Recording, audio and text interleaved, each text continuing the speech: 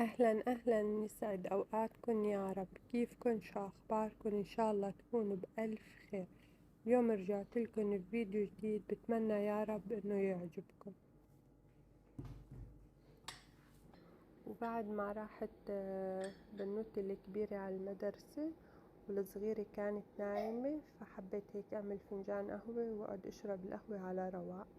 يعني نادرا جدا ما يكون هيك الواحد يصح له ساعة زمان يقعد فيها برواق من غير شر، إذا الأولاد كانوا نايمين أو ما موجودين، فهي فرصة يعني لازم الأم تغتنم هيدي الفرصة، يعني تساوي شي خاص لإلها.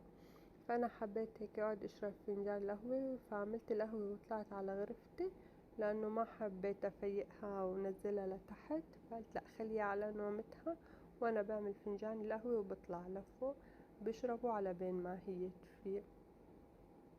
فهلا هون بدخل الغرفة ما شاء الله، يعني بنتي الكبيرة في كل مكان حاطة لمساتها، فكنت حابة اقعد هون هيك واحضر مسلسل احضر شي، فشفتها حاطة القصص تبعيتها والجو حلو برا يعني مغيم الدنيا، فقلت لا ما رح اقعد هون، رح اقعد من الجهة التانية على الشباك، فهيك يعني اشوف الطريق، فبتكون القعدة احلى واهدى.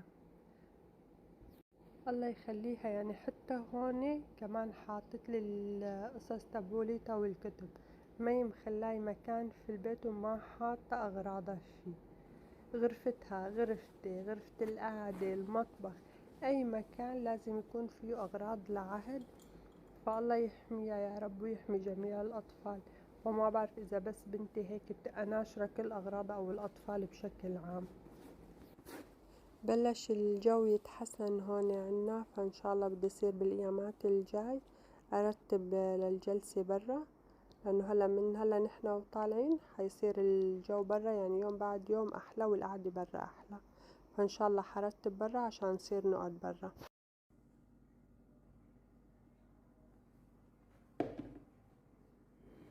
كان جاي على بالنا ورق العنب بالخضرة من فترة، وأنا كل نهار أقول اليوم وأقول بكرة وتحجى شي ما عندي خضرة وشي ما عندي رز، لأنه شغله شوية صعب يعني بياخد وقت، وأنا مقللة مروة على الآخر.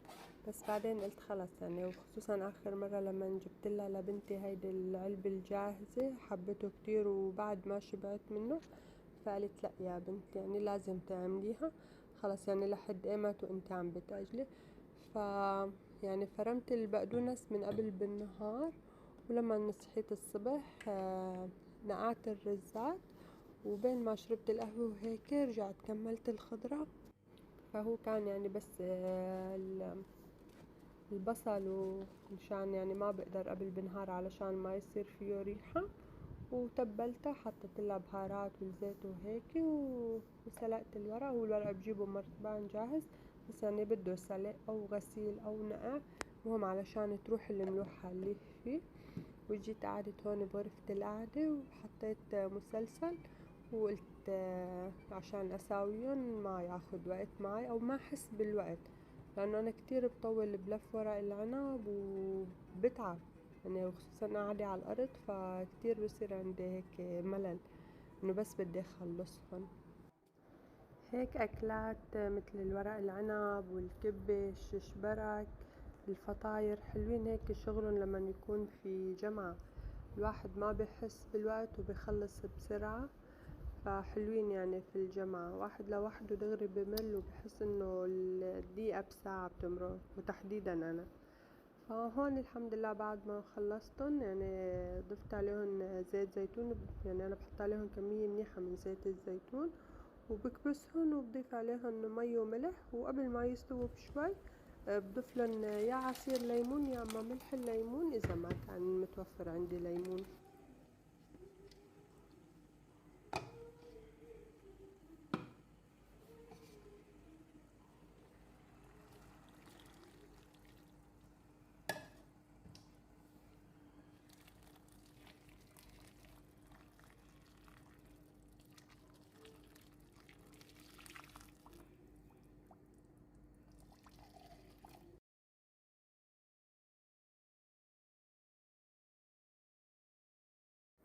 هون بعد تقريبا شي ساعة ساعة ونص حطيتن على نار كتير خفيفة، وقلت بين ما كمل الغدا بيكونوا عاد كملوا الاستوى تبعهم وبيطلعوا مع بعض علشان يعني يكونوا يستووا مع بعض. هلا انا في البيت هون بنحب ناكله شوي ساخن، يعني ما بنحب ناكله بارد حتى لو كان في خضرة، بس ما بنحب ناكله بارد يعني بنحبه ساخن فبنلاقيه اطيب.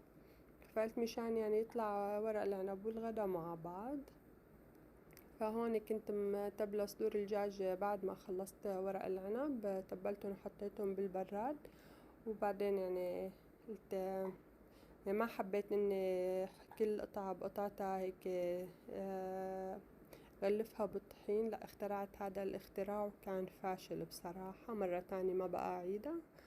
وقلت هيك إلي صحن بطاطا كمان جنب المنن، وانا وعم حركش في البراد لقيت كيس فيه كبة عندي، الله العليم يمكن من شهر رمضان موجود عندي هذا، فكمان طلعته علشان الجن وصحن سلطة وهيك، والحمد لله خير الله كتير.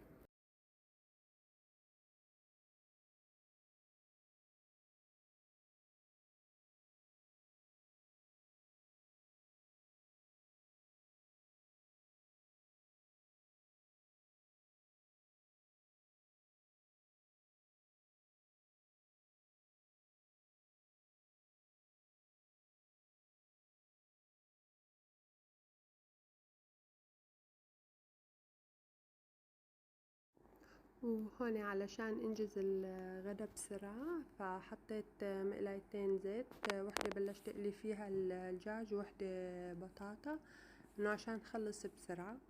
وبهذا الوقت يعني الخضرة اللي بقيت عندي من ورق العنب، لاني كنت فارمة بقدونس ونعناع كمية كبيرة فما استخدمتهم كلهم، فزدت عليهم خضرة تانية مثل الجزر والخيار والخس وهيك، وعملتن صحن سلطة جنب الغدا، والحمد لله رب العالمين يعني كان هيك غدانا. شغلات خفيفة صح بتاخد وقت، بس يعني بين الفترة والتانية مطلوب البيت اللي فيه أطفال بحبوا هيك شغلات، يعني الأشياء المقالي وهيدول القصص. فالحمد لله رب العالمين، الله يديم علينا وعليكم النعم يا رب ويحفظها من الزوال. وهيك كان غدانا لليوم.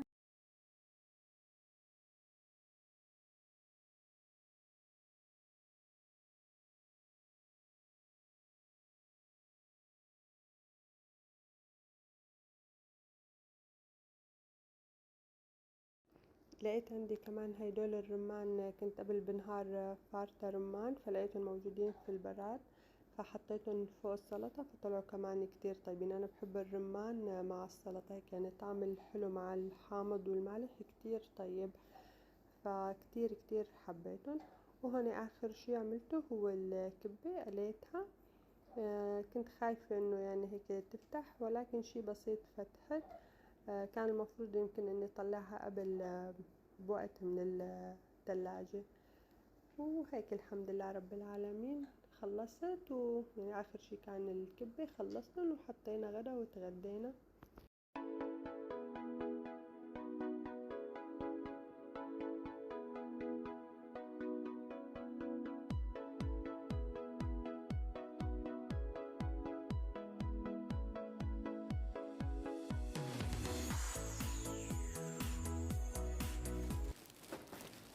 وهذا الشي اللي أنا كنت حاكيه عنه بأول الفيديو لأول مرة إني تجربه، هو فعلا يعني أنا أول مرة بجرب إني أطلب عن طريق النت.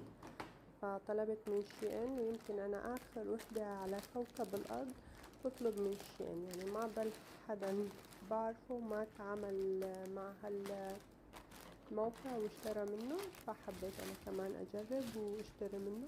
هيك يعني اشتريت شوية أشياء للبنات ولإلي. بصراحة يعني كل الأغراض اللي طلبتها مثل ما شفتها يعني وصلتني وكتير حلوين، بس غلطت غلطة إنه أنا البركة بنتي طويلة الكبيرة، فلما اشتريتلها الثياب اشتريتلها هني لعمر أكبر من عمرها، فاجوا كبار عليها. يعني أنا حتى هون لما بدي أروح اشتريلها بشتريلها ثياب أكبر من عمرها علشان الطول يكون يناسبها. فعملت نفس الشي أنا لما طلبت ملابس لعمر أكبر، فاجوا طوال عليها، فبعتقد إنه أطلب لها لعمر أو أكبر بنمرة وحدة بكفي، لأنه عن جد القياسات تبعتهم كتير حلوة ومضبوطة. يعني حتى كل الأشياء اللي طلبتها منه كانت كتير حلوة.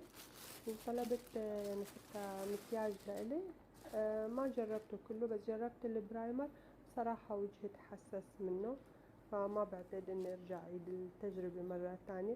بس الثياب كانوا حلوين، يعني اشتريت لهم هيك كم من قطعة، فكتير كانوا حلوين، بس مع الأسف الثياب عهد كانوا كبار عليها.